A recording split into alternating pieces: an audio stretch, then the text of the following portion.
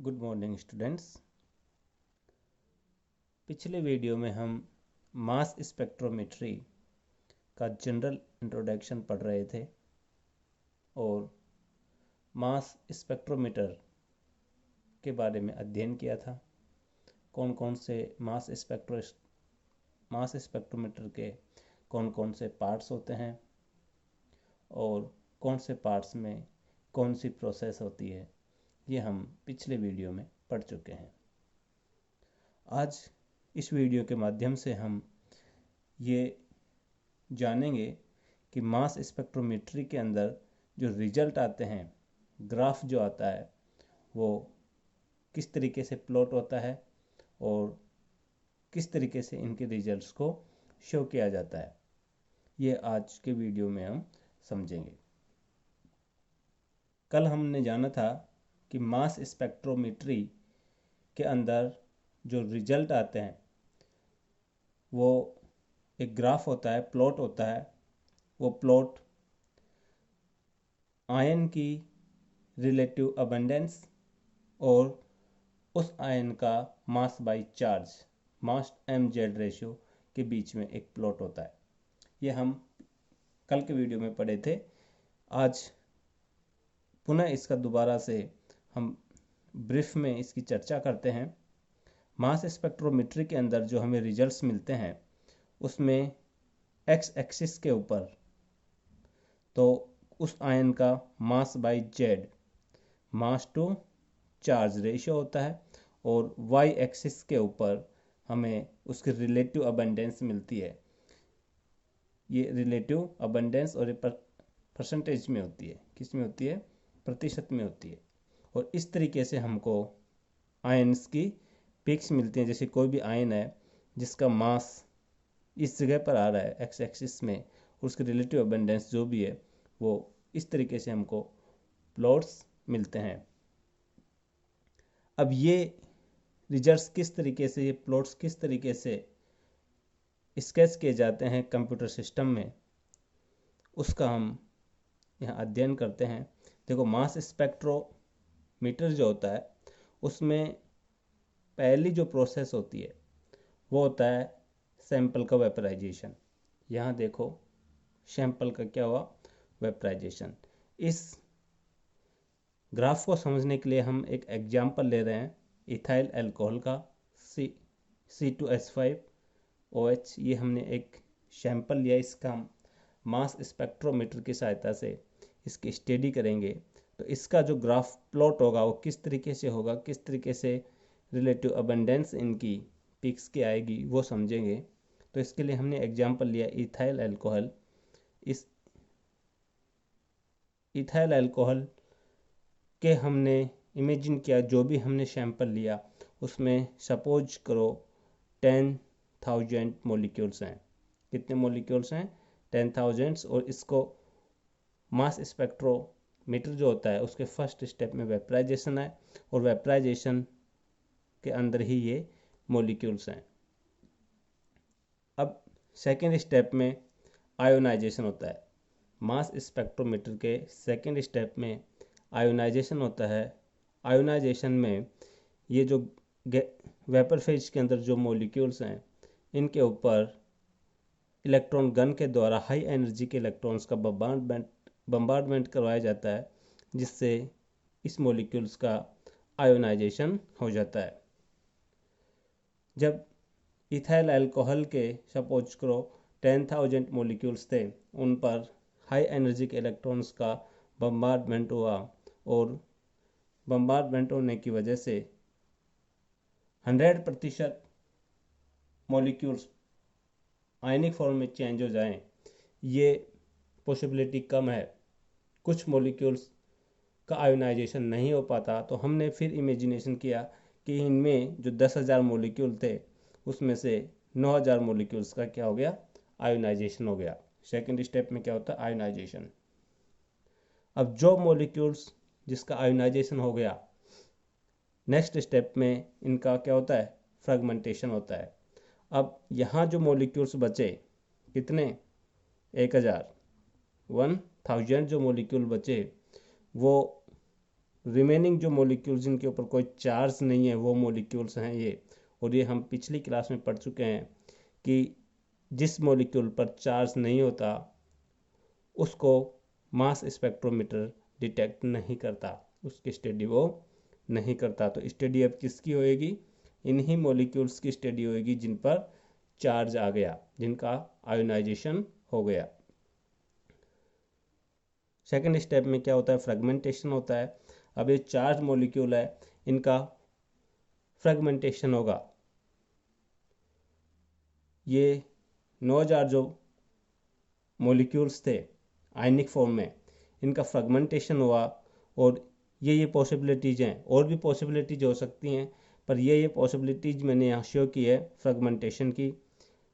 पहली पॉसिबिलिटी तो ये है कि इसमें से कुछ आयंस का फ्रेगमेंटेशन हो ही नहीं। जैसे 9000 में से 2000 आयंस ऐसे हैं जिनका फ्रेगमेंटेशन हुआ ही नहीं। और फ्रेगमेंटेशन हो सकता है इस बॉन्ड का फ्रेगमेंटेशन हो जाए, अर्थात एक इलेक्ट्रॉन इधर और एक इलेक्ट्रॉन इधर। यदि इस तरीके का फ्रेगमेंटेशन होगा तो यहाँ पर जो आयन बनेगा इथाइल कैटायन बनेगा, ये वाला। सपोज करो 5000 आयंस जो थे वो इस तरीके से फ्रेगमेंटेशन, उनका फ्रेगमेंटेशन हुआ और इथाइल कार्बोकैटायन का फॉर्मेशन हुआ। हो सकता है फ्रेगमेंटेशन यहाँ से ना होकर के इस बॉन्ड का फ्रेगमेंटेशन हो जाए और मिथाइल कार्बोकैटायन का फॉर्मेशन हो। और सकता है किसी इस तरीके से फ्रेगमेंटेशन हो कि इस वाले बॉन्ड का फ्रेगमेंटेशन हो जाए या कार्बन हाइड्रोजन वाले बॉन्ड का फ्रेगमेंटेशन हो जाए, अर्थात H+ आयन का जनरेशन हो जाए। ये भी एक पॉसिबिलिटी है। और हो सकता है कि फ्रेगमेंटेशन इस तरीके से हो जाए कि OH+ आयन का फॉर्मेशन हो। पॉसिबिलिटी कुछ भी है फ्रेगमेंटेशन की, लेकिन मैक्सिमम पॉसिबिलिटी वो होती है फ्रेगमेंटेशन की जिसके द्वारा मोर स्टेबल कार्बोकैटायन का फॉर्मेशन हो। यहाँ देखिए कि ये कार्बोकैटायन इन सभी में सबसे ज़्यादा स्टेबल है। तो इस कार्बोकैटायन के नंबर ऑफ दिस कार्बोकैटायन अधिक है, इस कार्बोकैटायन की संख्या भी अधिक है। इस तरीके से इनका फ्रेगमेंटेशन होगा। ये हमने इसको समझने के लिए, इस प्लॉट को समझने के लिए ये एक एग्जाम्पल लिया है। अब ये तो इनके क्या हो गए? नंबर्स हो गए। अब हमको निकालना है इन आयंस का M/Z ratio, mass to charge ratio. तो इन पर चार्ज तो सब पर क्या है? +1 +1 +1, सब में +1 है। अब इसका मास नंबर कैलकुलेट करना है। तो इस वाले आयन का जो मास नंबर हुआ वो कितना है? 46 आप कैलकुलेट कर सकते हैं। एक कार्बन का मास नंबर 12 है। मास नंबर का मतलब नंबर ऑफ द प्रोटॉन और नंबर ऑफ द न्यूट्रॉन। तो कार्बन के एक एटम का मास नंबर 12, 2 कार्बन है तो 24 हो गया। एक ऑक्सीजन एटम का मास नंबर 16 और 6 क्या है यहाँ पर? हाइड्रोजन का मास नंबर कितना होता है? 1 होता है, क्योंकि इसमें न्यूट्रॉन नहीं होता। तो कुल मास नंबर कितना हुआ इसका? 46। इसी तरीके से इस वाले आयन इथाइल जो आयन है इसका मास नंबर कितना हुआ? 29। मिथाइल कार्बोकैटायन मास नंबर 15, इसका 1 और इसका 17। इस तरीके से हम मास नंबर कैलकुलेट कर लेते हैं। अब मास नंबर कैलकुलेट करने के पश्चात हम इसका M/Z रेशियो कैलकुलेट करते हैं। तो Z क्या है? चार्ज है, आवेश है, और आवेश यहाँ पर सब में क्या है? +1 है। तो M/Z रेशियो भी यही आएगा। ये तो हमने वो चीज़ कैलकुलेट कर ली जो x एक्सिस के ऊपर आती है। अब हम इनकी रिलेटिव अबंडेंस कैलकुलेट करेंगे कि आपस में इनकी रिलेटिव अबंडेंस क्या है इन परसेंटेज में। तो वो आयन जिसकी संख्या सबसे ज़्यादा है उसको हम 100% मानते हैं। जैसे यहाँ पर इनमें देखिए सबसे ज़्यादा आयंस की संख्या ये है 5000, तो इसको हमने कितना मान लिया? 100%। ये देखो इसको हमने कितना मान रखा है? 100% मान लिया। अब इसके रेस्पेक्ट में इसको आधार मानते हुए और सभी की परसेंटेज कैलकुलेट करनी है। इसकी परसेंटेज कैलकुलेट करेंगे इस वाले आयन की, तो 2000/5000 इंटू में 100, तो कितना आ गया? 40%। तो ये वाला आयंस कितना आ गए? 40%, इसको हमने 100% मान लिया। और ये जो मिथाइल है, मिथाइल आयन कितना प्रतिशत आ गया? 12 है, 12%, क्योंकि इसकी संख्या कितनी है? 600 अपॉन 5000 इंटू में 100, तो 12% आ गया। और जो हाइड्रोजन कैटाइन है, ये इस कितने प्रतिशत आ गया? 20%। और OH प्लस कैटाइन कितना आ गया? 8%। इस तरीके से हमने इनकी रिलेटिव अबंडेंस कैलकुलेट कर ली। अब कोई जोर ही नहीं आएगा इनका ग्राफ प्लॉट करने में। देखिए, सबसे पहले इस वाले आयन को देखो। ये जो आयन है इसका मास नंबर कितना है? 46। तो ये देखो 46 के ऊपर कितने प्रतिशत है? 40। इस एक्सिस के ऊपर अपने क्या रिलेटिव अबंडेंस है प्रतिशत में? 10%, 30, 50, 70, 19 और 100। तो इसकी कितनी है? 46। M/Z रेशियो कितना है? ये क्या है? M/Z ratio. और ये क्या है? रिलेटिव अबंडेंस इन परसेंटेज, प्रतिशत में है। तो 46 के ऊपर कितना है? 46 के ऊपर 40। तो ये देखो 45, 46 के ऊपर 40 अर्थात 40। ये देखिए, ठीक है। इसी तरीके से नेक्स्ट वाला जो आयन है, ये इसका M/Z रेशियो कितना है? 29। 30 के पास 29। इसकी रिलेटिव अबंडेंस 100%। ये देखो इसकी 100%। इस तरीके से हम सभी को ड्रॉ कर देते हैं। ये देखो, इसकी मिथाइल की M/Z रेशियो 15 पर कितना है? 12%। तो 10 और ये रहा 15 पर 12 है, 12%। इस तरीके से हम ये मास स्पेक्ट्रोमेट्री का जो प्लॉट है वो स्केच कर लेते हैं। अब इस प्लॉट के अंदर इससे जो क्वेश्चन जनरेट होते हैं वो ये होते हैं कि इस प्लॉट के अंदर इन पीक्स का, कुछ पीक्स का नाम होता है। वो पीक जिसकी रिलेटिव अबंडेंस 100% होती है उसको हम कहते हैं बेस पीक। इसको क्या कहेंगे? Base peak. बेस पीक क्या होती है? यानी जिसकी रिलेटिव अबंडेंस क्या होती है? 100%। और दूसरी पीक जिसकी M/Z रेशियो मैक्सिमम होता है, या कहूँ जो मॉलिक्यूल की वजह से, मॉलिक्यूल के आयन की वजह से जो पीक आती है उसे कहते हैं molecular ion peak. Molecular ion peak. एक बेस पीक और दूसरी क्या होगी? Molecular ion peak.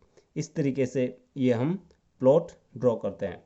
तो इसमें दो पीक्स का हम नामकरण कर चुके हैं, एक तो मॉलिक्यूलर आयन पीक और एक बेस पीक। कई बार ऐसे शॉर्ट नोट्स में लिखवाया जाता है कि बेस पीक क्या होते हैं, डिफाइन कीजिए। तो बेस पीक होती है जिसकी रिलेटिव अबंडेंस 100% होती है, यानी वह आयन जिसकी संख्या सबसे ज़्यादा होती है उसकी वजह से जो पीक आ रही है उसको हम बेस पीक कहेंगे। और मॉलिक्यूलर आयन पीक, जो मॉलिक्यूल है उसी के आयोनाइजेशन की वजह से जो पीक आएगी उसको हम कहेंगे मॉलिक्यूलर आयन पीक। अर्थात मॉलिक्यूल फर्स्ट स्टेप में मॉलिक्यूल से जो आयन बना उसी आयन की जो पीक है उसको हम कहेंगे मॉलिक्यूलर आयन पीक, अर्थात इसमें कोई फ्रेगमेंटेशन अभी नहीं हुआ। इसके अलावा ये जो पीक्स होती हैं इनके पास में कुछ छोटी छोटी पीक्स और आ जाती हैं। इस तरीके से इधर आ गई ये एक पीक्स, और इधर आ गई, इस तरीके से एक इधर आ गई, एक इधर आ गई, इस तरीके से छोटी छोटी पीक्स और भी आती हैं। ये जो पीक्स होती हैं ये क्यों आती हैं और इनको किस तरीके से कैलकुलेट किया जाता है? ये जो पीक्स आती हैं, छोटी छोटी पीक्स होती हैं, ये आती हैं आइसोटोप्स की वजह से। जैसे सपोज करो ये जो पीक है ये किसकी वजह से आ रही है? मास नंबर कितना है? 1 के इसका है H+ का, तो किसकी वजह से? H+। सपोज करो इस H का जो कोई आइसोटोप, जैसे ड्यूटेरियम है, ड्यूटेरियम का मास नंबर कितना है? 2। लेकिन ड्यूटेरियम की नेचर में कितनी कंसंट्रेशन बहुत कम है H+ के अपेक्षा, तो ये एक छोटी सी पीक आएगी। यदि मास नंबर 1 ज़्यादा है तो उसको बोलते हैं m+1 पीक। m+1 पीक किसको कहेंगे? जिसका मास नंबर 1 ज़्यादा है। जैसे ये आयन है, मिथाइल आयन है, इसकी 15 नंबर पर जो पीक आ रही है ये मिथाइल आयन की वजह से, लेकिन इसमें कार्बन का मास नंबर कितना है? 12। ये कार्बन 13। यदि कोई ऐसा CH3 आयन है, ये CH3 प्लस है, लेकिन इसमें कार्बन का जो आइसोटोप है वो कितना है? जिस मास नंबर कितना है? 13। तो इसके पास में एक छोटी सी पीक आएगी, उसको कहेंगे अपन m+1 पीक, क्योंकि वो आइसोटोप्स की वजह से आती हैं। ये m+1 पीक्स पर और डिटेल और विस्तार से चर्चा हम नेक्स्ट वीडियो पर करेंगे। आज की वीडियो में इतना ही। Thank you students.